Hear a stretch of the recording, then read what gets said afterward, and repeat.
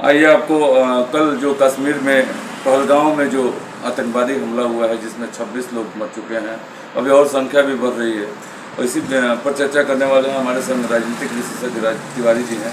तिवारी जी, कल जिस तरह से वहाँ अटैक हुआ है और पूछ पूछ कर कि धर्म आप हिंदू हो कि मुस्लिम हो, तब गोलियां मारी गई हैं, ऐसे कम से कम 25 लोग वहाँ मर चुके हैं, कई लोग अभी अस्पताल में हैं, 300 से ऊपर आंकड़ा जा रहा है।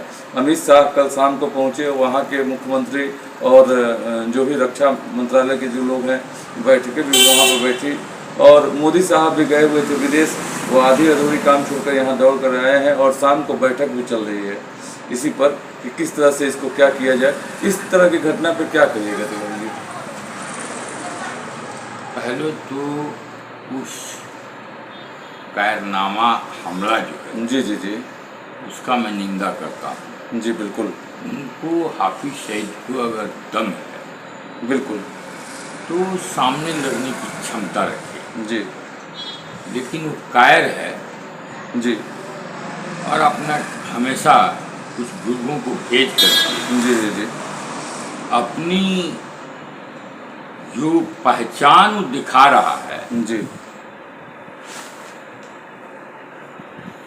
यह जितना जल्द हो सके जी जी जी ऐसे लोगों को जी उसी की भाषा में जी जवाब मिला चाहिए। बिल्कुल।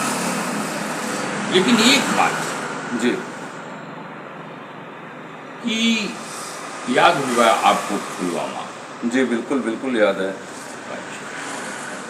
यह दूसरी घटना है इस देश के लिए। जी पहलगाम जी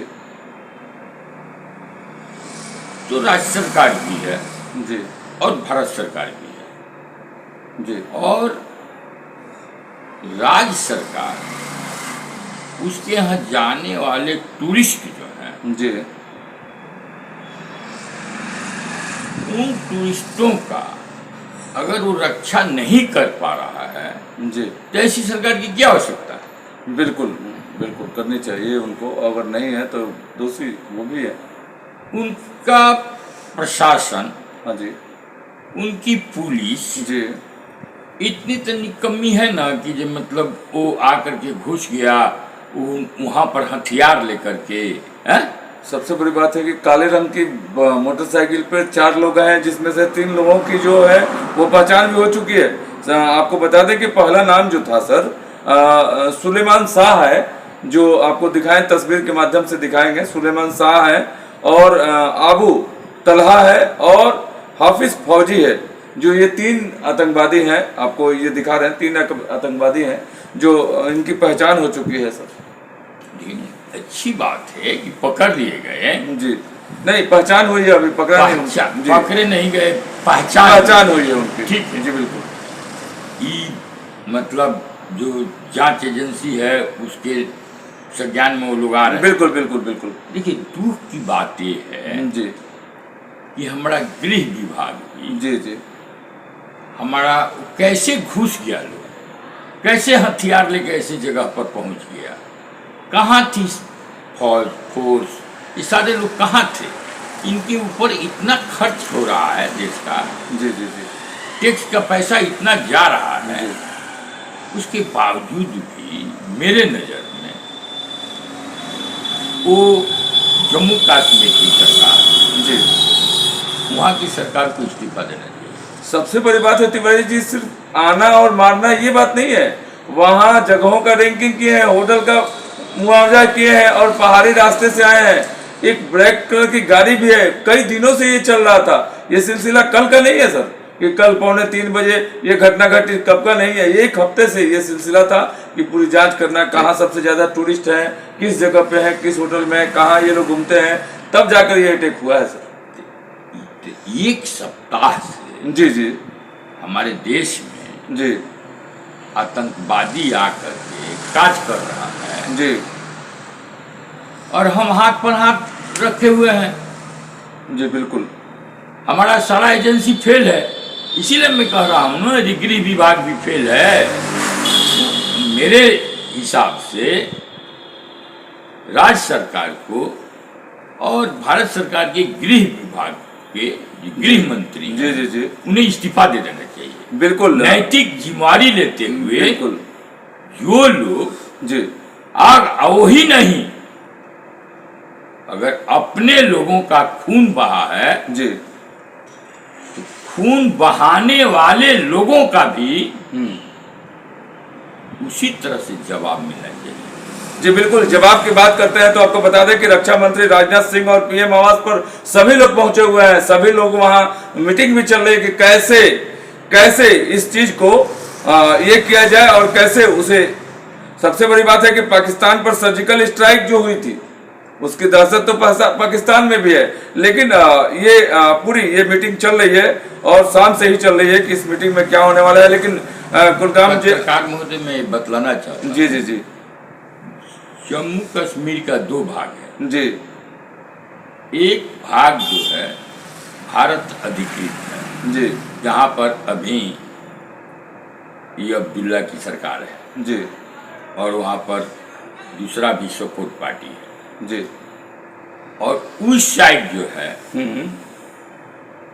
वो भी पाकिस्तान अधिकृत कश्मीर है जी और उसी पाकिस्तान अधिकृत कश्मीर में उस समय सर्जिकल स्ट्राइक हुआ था जी और इस बार भी यह देखने की जरूरत है हमारे एजेंसी को जी कि इस शहीद हाफिज सईद जो है जी जी कहाँ छिपा हुआ है जी और वो जहां छिपा हो निश्चित रूप से मैं तो बोला था ना जी कि अमेरिका जिस तरह से मूस को पकड़ा जाता है जी, जी, उस जी। तरह से पकड़ा था जी जी और ले जाकर के समुद्र में फेंक दिया, जी जुटा दिया। जी जी जी तो फिर जब जुटाया उस समय न मुलायम सरकार कोई काम की और न ही भारत सरकार ने अपना काम किया। जी जब वो विवादित ढांचा टूट गया हाँ जी और बड़े बड़े नेता उस का मतलब नेतृत्व कर रहे थे, बिल्कुल कर रहे थे उस समय कर रहे थे। जी जी जी बहुत सारे लोगों पर बाद में केस भी हुआ, बहुत सारे लोग मरे थे लेकिन मुलायम सरकार अगर चाहती हाँ तो वहाँ भीड़ इकट्ठा नहीं होता। नहीं होता। नरसिम्हा सरकार अगर चाहती तो वहाँ भीड़ भीड़ इकट्ठा नहीं नहीं होता। और जिन लोगों ने यह भीड़ इकट्ठा किया जी जी जी उन लोगों को भी इस लोकतंत्र के चुनाव से अगर वंचित कर दिया जाता तो फिर कोई अपने हाथ में कानून लेने का फिर हिम्मत नहीं करता। बिल्कुल उस तरह अगर दोनों सरकार अगर वो काम करती तो उस तरह का माहौल वहाँ नहीं होता। यही नहीं, जो लोग मैंने वहां पर जी। इस तरह का तांडव का नेतृत्व कर रहे थे जी उनको चिन्हित करके मतलब उन पर प्रतिबंध लगाना चाहिए। बिल्कुल आपको बताएं कि जिस तरह से वही नहीं, मुर्शिदाबाद में जी जी जी जी जी बिल्कुल जितने लोग को चिन्हित किया जाए और वैसे लोगों को चुनाव से वंचित किया जाए और हमेशा हमेशा के लिए वो जेल में रहें या उनको फांसी की सजा होनी चाहिए। बिल्कुल अगर देश के माहौल को कोई बिगाड़ता है, चाहे कोई भी हो, चाहे किसी धर्म का हो, किसी जाति का हो, अगर बिगाड़ता है तो उस पर कार्रवाई होना चाहिए, उसे जेल के अंदर डालना चाहिए।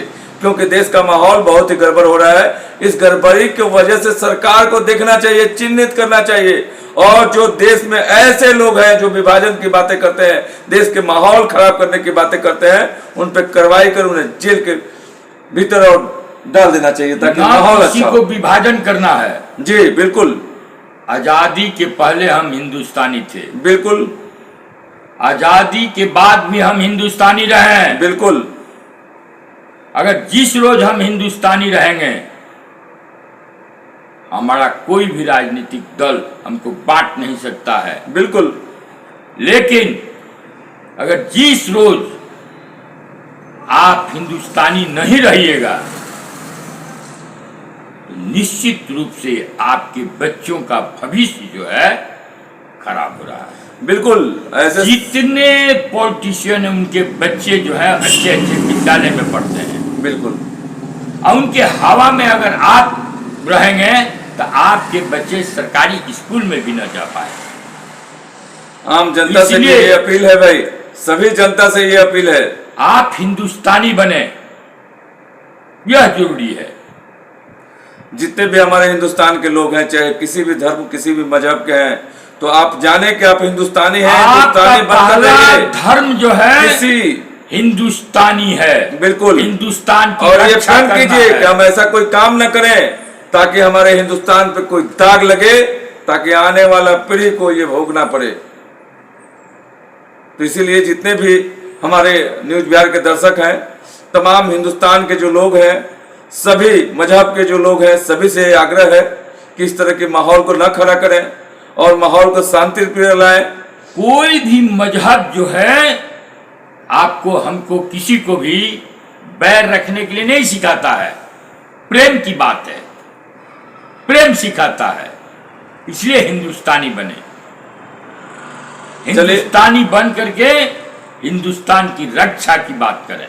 चलिए, जितने भी दर्शक हैं आप सभी को जय हिंद, वंदे मातरम, और यही कहेंगे कि सभी हिंदुस्तानी बनकर रहें और सभी एक बनकर रहें, और ऐसे नेता या ऐसे कोई ऐसी बड़ी बात हो जो बांटने वाली हो, काटने वाली हो, ये सारी बातों से दूर रहें और कम से कम अच्छा हिंदुस्तानी बनकर जिए, ताकि मेरा देश अच्छा हो और देश के लोग सभी अच्छे रहें।